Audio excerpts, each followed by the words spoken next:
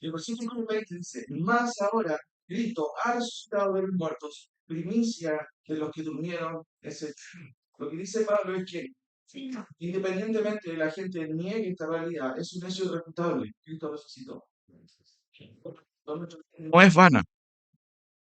Todo lo que Dios ha dicho se cumple. Y todo lo que ahora la iglesia se va, con la redundancia, a cumplir tal cual Él lo ha dicho. ¿Por qué estamos reunidos acá? Porque Cristo resucitó. En algo ficticio, creemos en un hecho real que incluso dividió la historia antes de Cristo y después de Cristo. Por eso que en esta mañana, mis hermanos, el hecho de que Cristo haya resucitado no solo vino a dar coherencia a nuestra fe, ¿cierto? Y al cristianismo, por sobre todo, dejó establecido que la verdad de Dios es inquebrantable, lo que Él dice y hace se cumple como Él lo ha dicho. Ahora, ¿cuál es la implicancia, mis hermanos, práctica de la muerte y resurrección de Cristo para los creyentes? Por supuesto, es un gozo saber que nuestra fe no se sustenta en un discurso sin contenido, ¿cierto? Sino en una verdad que fue evidente para todo el mundo. Y eso es lo que Juan también señala en la primera epístola, ¿cierto?, que lleva su nombre. Sin embargo, las preguntas que debemos hacernos hoy son, y en esto quiero, ¿cierto?, apuntar. ¿De qué manera la muerte y resurrección de Cristo cambió o ha afectado a mi forma de pensar? Porque esas son implicancias. Todos sabemos, todo el mundo sabe que existió Cristo, que resucitó. Todo el mundo en general en esta fecha es cristiano. Pero las implicancias de eso, ¿cuáles son? Por eso una buena pregunta es, ¿de qué manera la muerte y resurrección de Cristo ha afectado mi forma de pensar? ¿Realmente cambió mi forma de pensar? Por otro lado, ¿de qué manera la muerte y resurrección de Cristo ha cambiado mis inclinaciones? ¿Qué es lo que yo, cierto, tengo como tesoro en esta vida? Si Cristo realmente resucitó, si Él cambió nuestra vida, si Él ha muerto por nosotros, se tiene que haber una revolución de la vida. No puede ser igual, no puedo estar igual. Otra pregunta es, ¿de qué manera la muerte y resurrección de Cristo justamente ha afectado mis planes, mis propósitos en esta vida?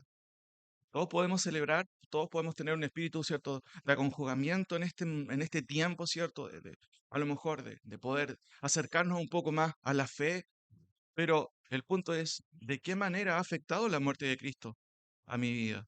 Y si realmente lo ha hecho. En esta mañana, como les dije, mi idea es que podamos reflexionar si realmente la muerte de Cristo a la cual creemos y en el Evangelio que hemos creído, ¿cierto?, incluye la muerte y resurrección de Cristo, realmente ha afectado o no nuestra vida. Porque el mensaje del Evangelio, hermanos, como dice Pablo, es locura para los que se pierden, pero a los creyentes, ¿qué es? Poder. Y ese poder, ¿cierto?, transforma las vidas. Ahora, como dije, podemos mostrar cierto recogimiento en fechas como esta, pero ¿qué de todo el año? Recuerden que se recuerda habitualmente Semana Santa, pero el punto es, y otros lo han dicho, ¿qué pasa el resto del año? Ah, ¿Qué de mis prioridades cultuales? ¿Asisto a la iglesia con regularidad o esporádicamente? ¿Qué de la fidelidad al Señor? ¿Qué de mi compromiso con la obra del Señor? ¿Qué de mis criterios? ¿Qué de mi entrega? ¿Qué de mi humillación a quien Dios otorgó el señorío de todo? Recuerden que Cristo murió, resucitó para hacer qué cosa? Señor de todo. Y un día va a volver como Señor de señores y Rey de reyes. Pero los creyentes, hermanos, que hemos creído, ya vivimos ahora el señorío de Cristo en nuestra vida, no después, sino ahora. Esa es una de las implicancias. Por eso, si la muerte y resurrección no ha afectado a mi mente, mi corazón y mi conducta, entonces el cristianismo solo es un asunto secundario en mi vida. Y eso yo quiero llevarles a pensar esta mañana. Si realmente Cristo murió por mí, por mis pecados, bueno, ¿cuál es la respuesta que yo estoy dando a ello? ¿Qué deberíamos recordar esta Semana Santa? Lo que deberíamos recordar no solo es el triunfo de nuestro Señor y las bendiciones que nos trajo, sino, ¿cierto? Mi deseo esta mañana, básicamente, tiene que ver con que recordemos que, así como Cristo murió y resucitó, nosotros también, hermanos, hemos muerto y también hemos resucitado a una nueva vida. Pero esta mañana quiero recalcar lo primero, enfatizar que si Cristo murió, entonces también nosotros hemos muerto a nosotros mismos. Tres cosas quiero ver esta mañana que nos recuerdan justamente, o que deberíamos recordar en la Semana Santa. Pero antes, tengamos otro momento de oración. Señor, te doy gracias porque tu palabra nos instruye, ella es la autoridad, no soy yo como pastor, no somos nosotros como iglesia, es tu palabra que queremos abrir esta mañana. Gracias, Señor, por esta revelación, porque justamente por medio de ella podemos encontrar tu voluntad, tus propósitos para quienes también te siguen. Que esta mañana, Señor, podamos salir pensando, bueno, ¿qué tiene que ver la muerte y resurrección de Cristo conmigo? ¿Ha afectado mi vida? Ayúdanos, Señor. En el nombre de Jesús. Amén. Romanos capítulo 6, por favor. Romanos capítulo 6. ¿Qué debemos recordar en esta semana? Y el primer punto de esta mañana es, debemos recordar que hemos muerto con Cristo. Ese es mi primer punto. ¿Qué deberíamos recordar esta semana? Es la Semana Santa habitualmente, ¿cierto? Primero, que hemos muerto con Cristo. Romanos 6, del 6 al 9. Romanos 6, del 6 al 9. Dice Pablo, explicando la doctrina del cristiano o del cristianismo, sabiendo esto, que nuestro viejo hombre fue crucificado juntamente con él para que el cuerpo del pecado sea destruido a fin de que no sirvamos más al pecado, porque el que ha muerto, bueno, ha sido justificado del pecado. Y si morimos con Cristo, creemos que también viviremos con él, sabiendo que Cristo, habiendo resucitado de los muertos, ya no muere, la muerte no se enseñoreará más de él. Este es un tremendo pasaje, cierto, doctrinal, en donde Pablo explica las consecuencias e implicancias de la muerte de Cristo, pero también en relación a todos los creyentes verdaderos. Fíjense que Pablo da por sentado que los creyentes sabemos que hemos muerto. Dice el versículo 6 empezando, sabiendo esto. La fe bíblica no se sustenta, ¿cierto?, en especulaciones. No sé en realidad que a lo mejor puede ser así. Siempre se menciona, y Pablo es muy característico en mencionar esta palabra, saber. Lo mismo dice en primera en Tesalonicenses, no quiero que ignoréis acerca de los que duermen. Hermano, el cristianismo bíblico no se basa en especulaciones, ya lo dije, sino en certezas. Por eso que Pablo empieza diciendo, sabiendo esto. O sea, Pablo da por sentado que los creyentes de Roma y los creyentes de cualquier iglesia en cada momento, en cada tiempo de la historia, saben algo. ¿Y qué es ese saber? El texto lo dice, que nuestro viejo hombre fue, ¿qué cosa? Crucificado. Ahora, hermanos, las expresiones, el viejo hombre fue crucificado porque el que ha muerto, y si morimos con Cristo, todas indican una verdad de la fe cristiana, que el creyente ya no vive para sí, sino para aquel que murió por él. Esto, ¿cierto?, implica otras verdades que son axiomáticas o que están de la mano o que van de la mano. ¿Cuáles son? El creyente, hermanos, primero, no es esclavo ni sirve al pecado, esto es, sus propios deseos, sus pasiones, sus arrebatos pasionales, valga la redundancia.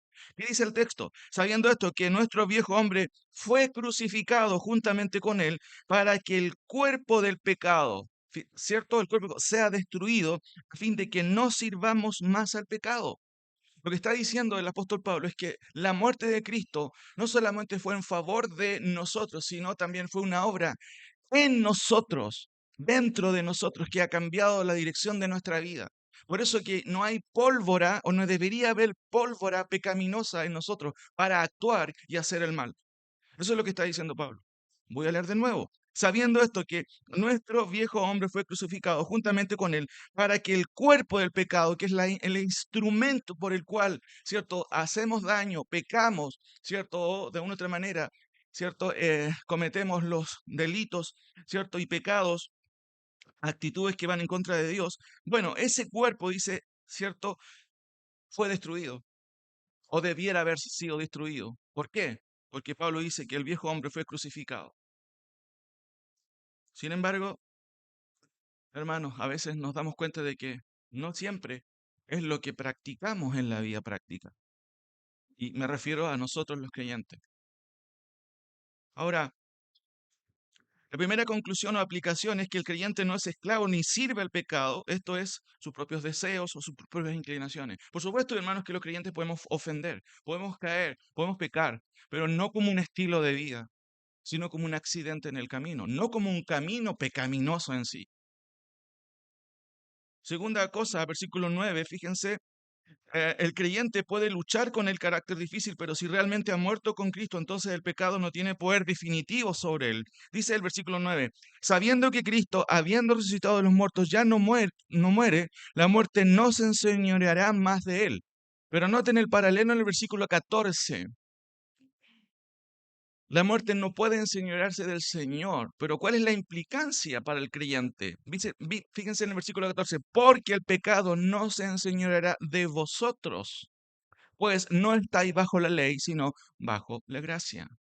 La palabra enseñorearse tiene que ver con señorío, tiene que ver con alguien que está dominando a una persona. La muerte de Cristo y la resurrección de Cristo, ¿cierto? Terminó con el poder de la muerte. Terminó con el poder de la muerte para Cristo, pero también para los creyentes que han creído. El creyente no está en una lucha de, oh, no puedo, voy a pecar. No es esa la actitud del creyente. La actitud del creyente es de volver, de querer estar, de querer agradar al Señor. Ahora, como dije, hay tres cosas o implicancias de esto. ¿Qué deberíamos recordar en la Semana Santa? Bueno, que hemos muerto con Cristo, hermano. Eso es lo que tenemos que recordar, que hemos muerto con Cristo. Y las implicancias son obviamente prácticas, no son teóricas. El creyente no es esclavo ni sirve al pecado, ¿cierto? Segundo, el creyente puede luchar con un carácter difícil, ¿cierto? Pero si realmente ha muerto con Cristo, entonces el pecado no tiene poder definitivo sobre él. ¿Por qué? Versículo 14, porque el pecado no se enseñoreará de vosotros. Versículo 11 dice, así también vosotros consideraos muertos al pecado, pero vivos para Dios en Cristo Jesús, Señor nuestro. Ahora, interesante el versículo 11, dice, así que también vosotros consideraos. La palabra que se usa ahí tiene que ver con algo que tiene que ver con la mente, con la parte racional. No tiene que ver, ¿cierto?, con una consideración sentimental. Un poco larga la palabra, un poco extraña, logizomai, ¿cierto? De ahí viene la palabra lógico.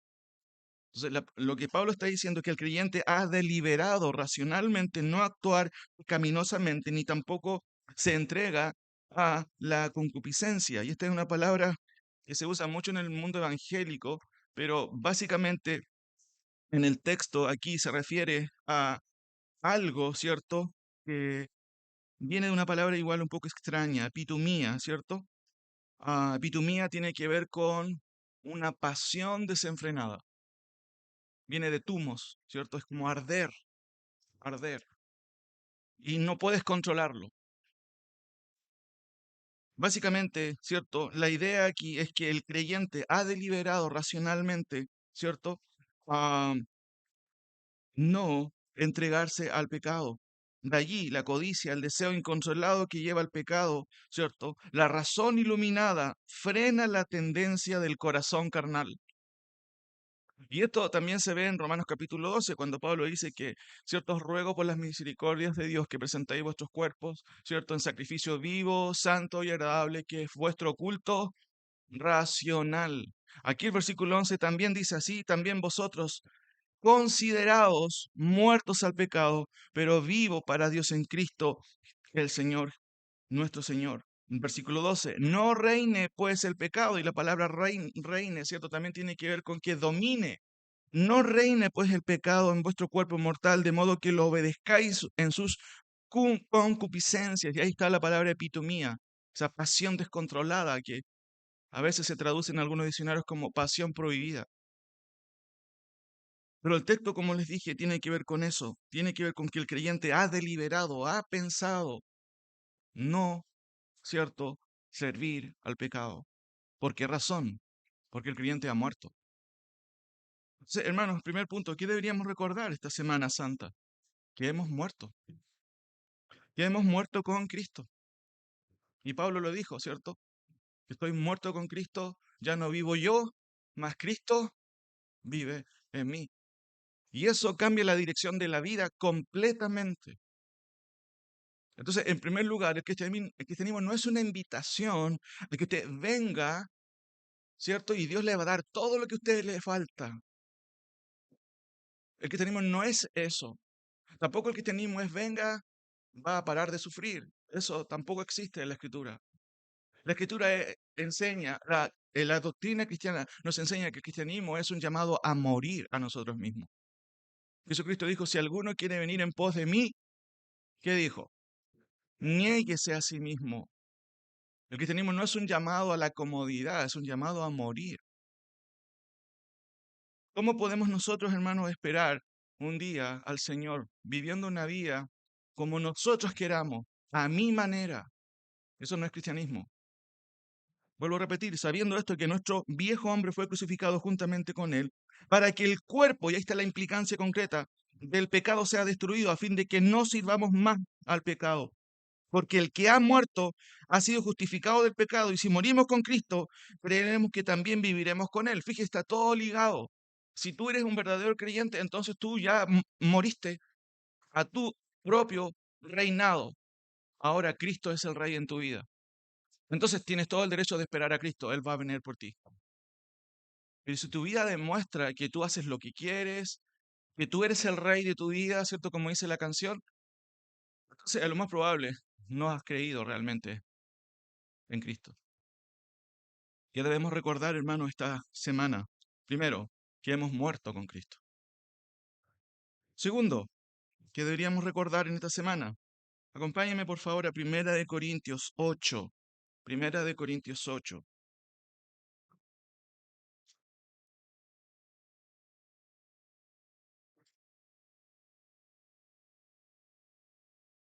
El primer punto es, ¿qué debemos recordar? Bueno, que hemos muerto con Cristo. Bueno, hay algo que va de la mano. El segundo punto tiene que ver que hemos muerto también a nuestra libertad. Y esto puede ser, wow, tremendo, impresionante, difícil de aceptar, que hemos muerto a nuestra libertad. Fíjense que uno de los desafíos para la iglesia local, para la iglesia cristiana, siempre ha sido la cuestión de la sujeción. La palabra sujeción es una cuestión tan difícil y tan complicada a veces, pero es parte de la dinámica de la iglesia, algo que se espera de todos los creyentes. Pablo dice en Romanos capítulo 13, ¿cierto? Que los creyentes debemos sujetarnos a las autoridades porque las autoridades que están puestas, valga la redundancia, ¿por quién han sido puestas? Por Dios. También en Efesios capítulo 5 se manda, ¿cierto? A las esposas a estar sujetas ¿a quién? A los maridos. También se menciona en Hebreos 13:17 que la iglesia debe estar sujeta a sus líderes. Entonces, hermanos, a veces pensar, ¿cierto?, en estos conceptos de sujeción o de obediencia parece tan extraño en este día o en estos tiempos. Nadie quiere estar sujeto a nadie, pero es parte de la dinámica de la iglesia. Los creyentes debemos estar sujetos unos a otros también, en humildad. Si bien es cierto, los creyentes somos libres, claramente, Jesús lo dijo, si el Hijo os libertare, seréis verdaderamente libres. Sin embargo, se nos ordena a morir a nosotros mismos, ya lo mencioné en Lucas 14, si alguno quiere venir en pos de mí, yo tengo que ser el primer lugar en tu vida, si no, entonces no sirves. Y hermanos, en la vida práctica, no ponemos a Cristo en la lista de prioridades, a veces la tercera, cuarta. Cristo dice, si no soy el primero, entonces no puedes ser mi discípulo. Hermano, el cristianismo no es una invitación engañosa. El cristianismo es una invitación sincera, clara, de que si Cristo no es el primero, entonces no puedes ser discípulo de Cristo. Ahora, el hecho, hermanos, de que hemos muerto con Cristo y que también hemos muerto en nuestra libertad, también incluye morir a nuestros privilegios, incluso a nuestros derechos personales. En la comunión cristiana nunca somos independientes, nunca, sino somos codependientes de Cristo e interdependientes entre nosotros mismos. ¿Por qué? Porque somos un cuerpo. Si hago algo yo, para bien o para mal, siempre se va a ver afectado el cuerpo de Cristo, la iglesia. Por eso es que yo no puedo decir yo hago lo que quiero o, bueno, es mi decisión personal. Cada cosa que yo haga afecta al cuerpo de Cristo. Si es que soy parte del cuerpo de Cristo. Y de hecho me debería importar o me debe importar si soy creyente. Pablo resume este punto en máximas concretas, o sea, resúmenes concretos condensados, ¿cierto? Con principios que tienen que ver con ello. Notemos, por ejemplo, en el versículo 9, 8:9, Pablo está discutiendo sobre algo cultural en el contexto. Bueno, ¿comemos la carne que fue sacrificada a los ídolos? ¿Cómo lo podemos hacer si es comida simplemente? Pero noten el versículo 9, primer principio. Pero mirad, que esta libertad vuestra no venga a ser tropezadero ¿para quién? Para los débiles. Bueno, Pablo está diciendo que somos libres en Cristo, claramente, pero nuestra libertad, ¿cierto?, tiene límites. El bien de los otros. ¿Pensamos nosotros eso? ¿Es parte de nuestra forma de vivir el cristianismo? O yo hago lo que quiero, total, bueno, soy libre en Cristo.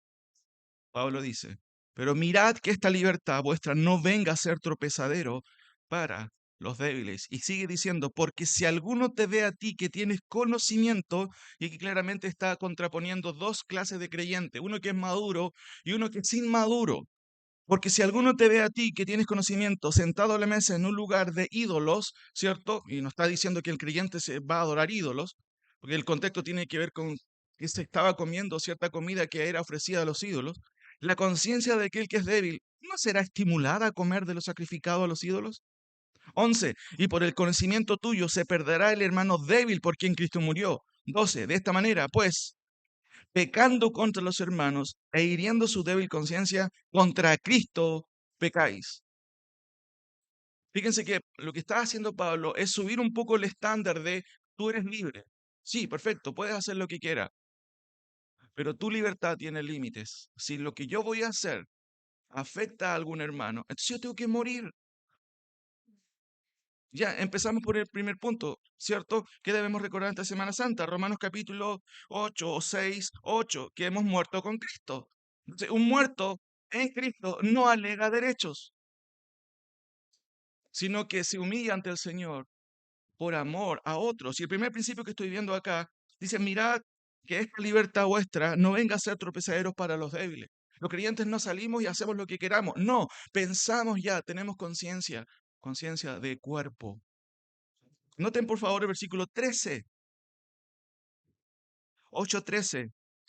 Por lo cual, y noten la conclusión, si la comida le es a mi hermano ocasión de caer, ¿cuál es la conclusión de Pablo?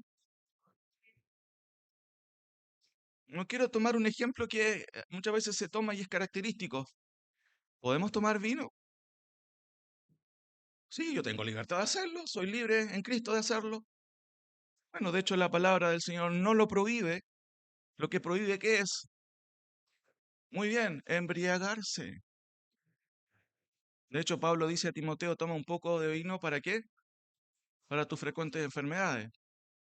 No hagamos obviamente una teología de eso y todos los días vamos a estar consumiendo, no se trata de eso. Pero ¿cuál es el punto? Tú puedes en tu casa, de manera personal, individual, todos tienen conciencia, son maduros, puedes hacerlo. No como un hombre inconverso que se emborracha, ¿cierto? No, eso no es la manera. Pero noten, si cambiamos un poquito la expresión del principio, por lo cual, si la bebida le es a mi hermano ocasión de caer, tengo libertad de hacerlo, así que yo puedo hacerlo porque es mi libertad y nadie me puede decir lo que tengo que hacer. ¿Dice eso el texto? Hermano, si eso causa tropiezo, entonces yo no lo hago, no lo voy a hacer nunca. No sé si estoy hablando, hermanos, aquí claro, pero el texto dice, por lo cual si la comida le es a mi hermano ocasión de caer, no comeré jamás. ¿Para qué?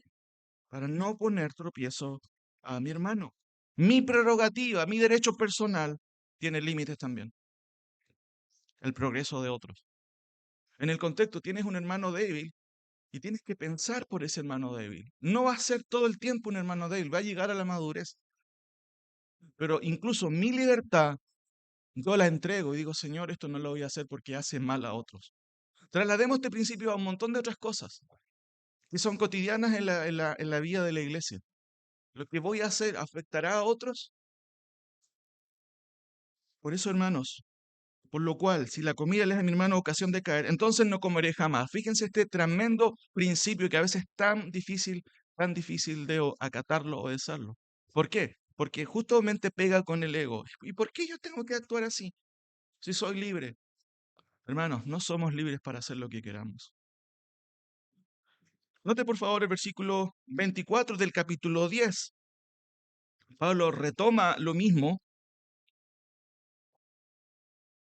capítulo 10, versículo 24. Algo también muy similar a lo que está tocando en el capítulo 8. En el versículo 24, otro principio ligado. Esto es como un hilo conductor. Ninguno busque su propio bien, sino... Y hermanos, por favor, ¿ustedes me podrían decir cuál es la filosofía de hoy del mundo? Busca tu propio bien. Tristemente, en algunas iglesias carismáticas, no, quizás no le llamaría iglesia. Busca el campeón que hay en ti, ¿cierto? Ven, Dios te va a dar todo lo que necesitas. El texto dice, ninguno busque su propio bien. Y esto sí que cuesta, hermanos. Cuesta mucho. Me incluyo, porque siempre pensamos en nosotros. Yo primero, yo segundo, yo tercero. Ninguno busque su propio bien, sino el del otro. Noten el versículo 32. Aquí sube el estándar de requerimiento para los creyentes. Pablo aconseja a los corintios, no sean tropiezo ni a judíos, ni a gentiles, ni a la iglesia de Dios. ¿Qué está diciendo? Que en la iglesia, en primer lugar, la iglesia primitiva, habían toda clase de personas que venían de contextos muy diferentes. Estaban los judíos que venían con un montón de tradiciones, tenían complicaciones ellos con varias cuestiones que venían del judaísmo, pero también venían gentiles que no tenían ni idea de esas costumbres. Entonces, evidentemente surgían discusiones, roces, porque ¿cómo puede ser posible que los gentiles sean irrespetuosos? Decían los judíos. Por otro lado, los gentiles no entendían ciertas prácticas antiguas de los judíos. Pero ¿cuál es el mandato? No se hay tropiezo ni a judíos, ni a gentiles, ni a la iglesia de Dios. O sea, el principio es, ten cuidado con tu libertad, que no afecte a ninguna clase de hermano. Quizás nosotros no tenemos este problema que tenían los corintios de la carne sacrificada a los ídolos, pero hay otras cosas que sí podrían afectarnos y el principio aquí es uno, ¿cierto? Hemos muerto a nosotros mismos. El primer punto es que deberíamos recordar en esta semana, ¿cierto? Bueno, que hemos muerto con Cristo. Esa es una doctrina básica del cristianismo. Sí, hermano, el cristianismo no es un accesorio que hacemos a nuestra vida. Ah, bueno, sí, yo voy de repente a la iglesia porque hay que ir a escuchar a Diosito. No, eso no es el cristianismo. El cristianismo es un llamado a morir. Por eso Pablo claramente lo dice también en la epístola de los Gálatas y aquí en Romanos, ¿cierto? Hemos muerto con Cristo. En segundo lugar, hemos muerto a nuestra libertad. Ninguno busque su propio bien. Mirad que esta libertad vuestra no venga a ser tropezadero para los débiles. Versículo 10, versículo 32. No se hay tropiezos ni a judíos, ni a gentiles, ni en la iglesia de Dios. Hay un autor, un ensayista inglés, Orwell se llama, dijo una vez, estoy parafraseando lo que él dijo, va a llegar un día en que afirmar que 2 más 2 son 4 será un acto totalmente revolucionario. Fíjense la ideología de género. Tú tienes que verme como mujer porque yo me percibo como mujer. ¿Cómo?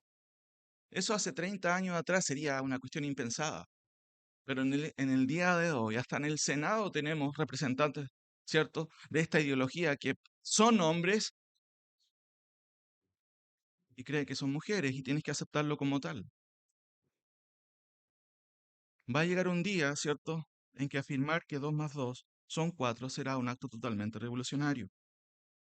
Hermanos, todas las máximas anteriores que vimos en Corintios son contracultura, pero son la esencia de las relaciones interpersonales en la iglesia. Les doy un ejemplo. ¿Qué tal, por ejemplo, pedir perdón? ¿Es esto acaso algo revolucionario o es la esencia del cristianismo? Saben que a veces incluso una exhortación muy fuerte puede parecer algo tan extraño, pero es parte de la esencia del cristianismo. Ser corregido, exhortar. Y es lo que estamos haciendo y lo que hacemos todos los domingos desde este púlpito. Exhortar, llamar a los hermanos, amonestar incluso. Es triste cuando esto se vuelve algo revolucionario. ¿Cómo es posible lo que dijo el predicador? Cuando es la esencia del cristianismo. Es parte de la dinámica de una iglesia saludable. Hermanos, ¿qué deberíamos recordar esta semana? Tercer punto. Volvamos, por favor, a Gálatas capítulo 2. Gálatas capítulo 2. Vamos a ver dos citas aquí finalmente. Gálatas capítulo 2, versículo 20. Ya ha mencionado algo de ello. Gálatas capítulo 2, versículo 20. Noten el pensamiento del apóstol Pablo. Gálatas capítulo 2, 20. Con Cristo estoy juntamente crucificado.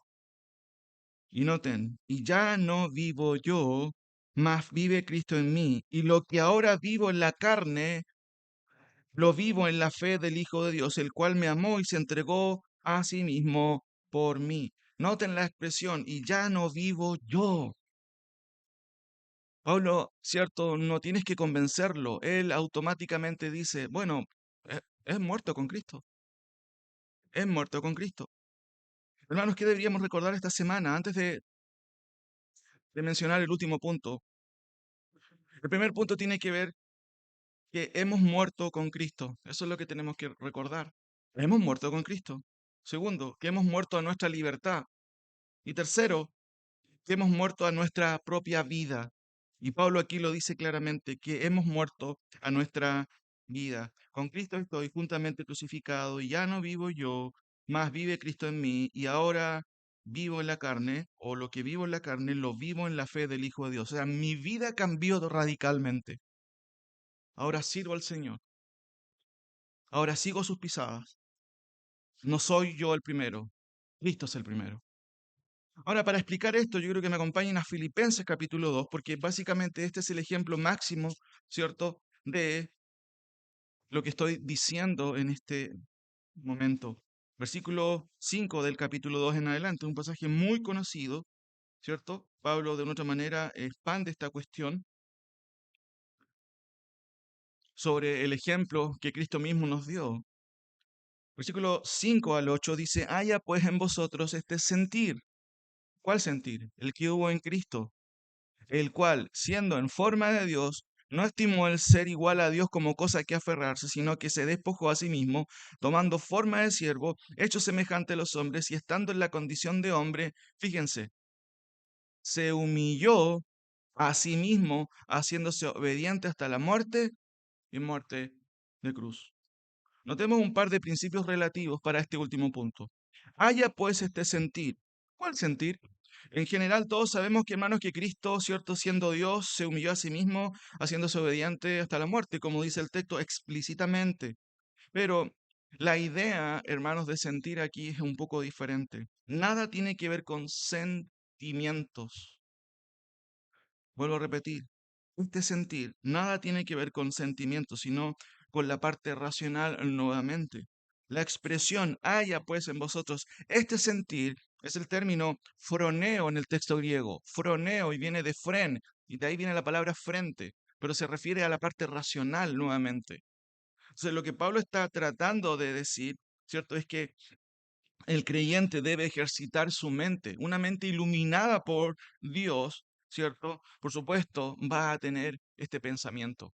Y hablamos de mentalidad cristiana. Cuando uno habla de este concepto de mentalidad, uno dice, el mundo tiene una mentalidad. O, ¿cierto? Al observar, por ejemplo, la mentalidad de, del mundo, valga la redundancia, de lo que muestra este mundo, solamente mire un poco de televisión para ver cuál es la mentalidad, qué es lo que conversa el mundo, qué es lo que conversan, ¿cierto? En términos generales, qué tipo de programas encontramos en el día de hoy.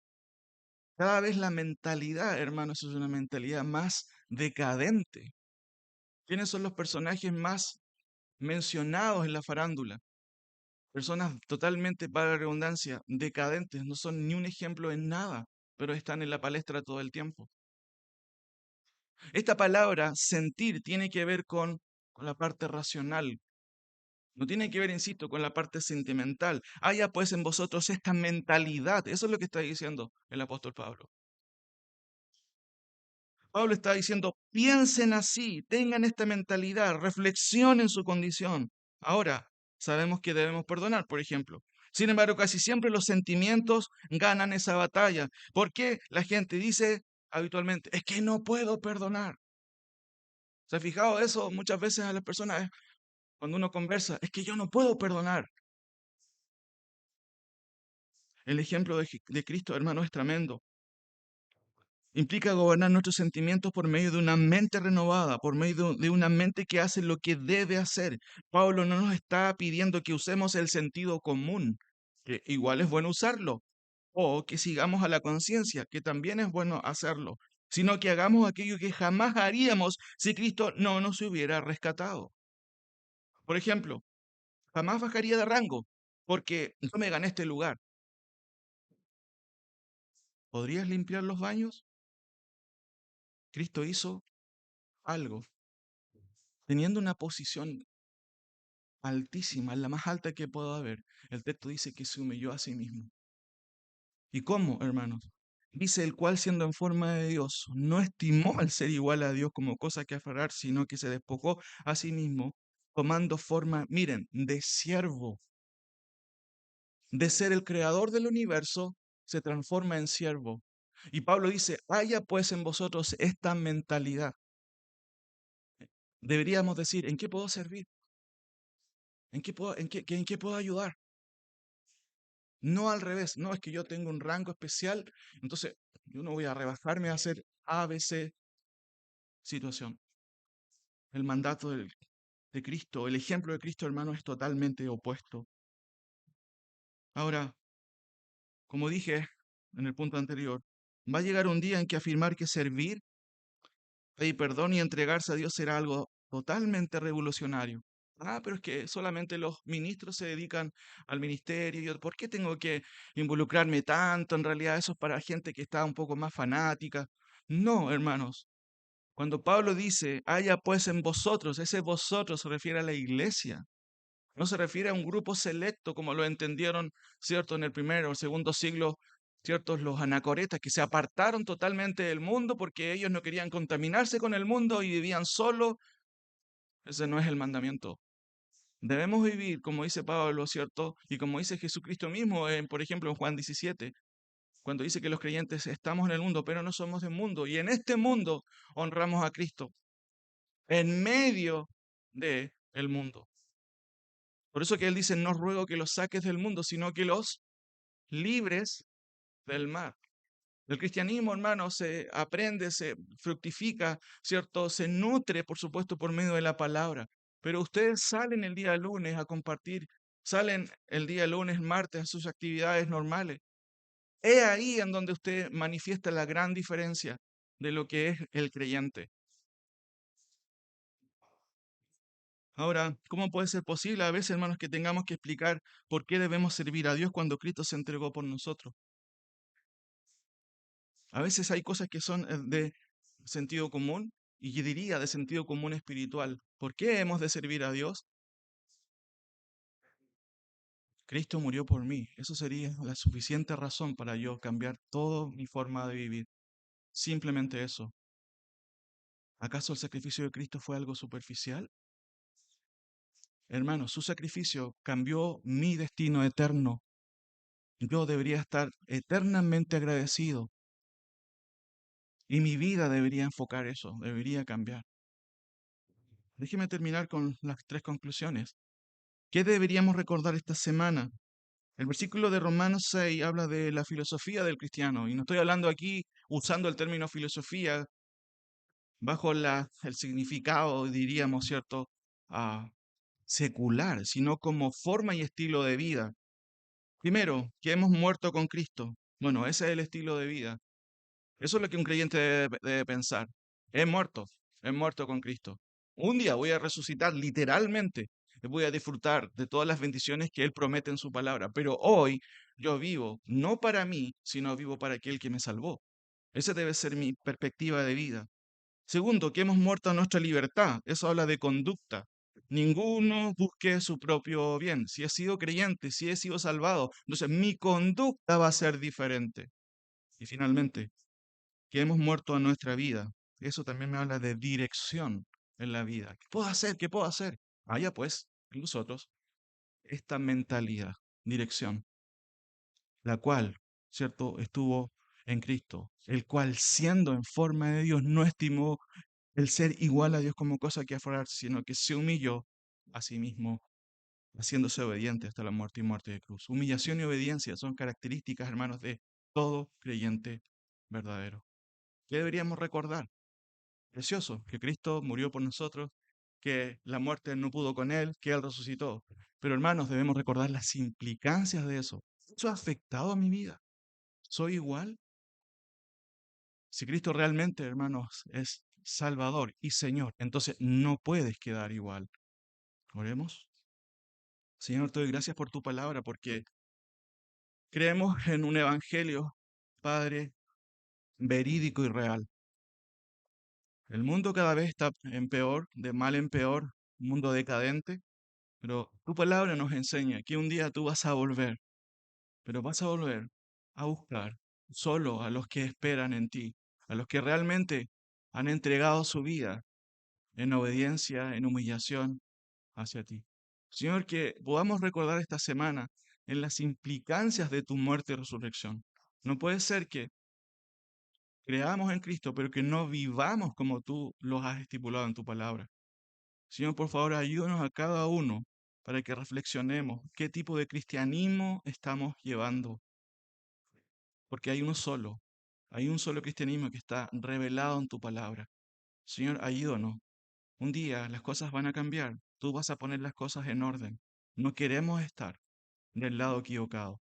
Por eso, Señor, te rogamos que ahora podamos reflexionar sobre nuestra vida, ahora nos acerquemos a ti y ahora realmente consideremos que tu palabra no puede tomarse a la ligera. Muchas gracias, Señor. En el nombre de Jesús. Amén.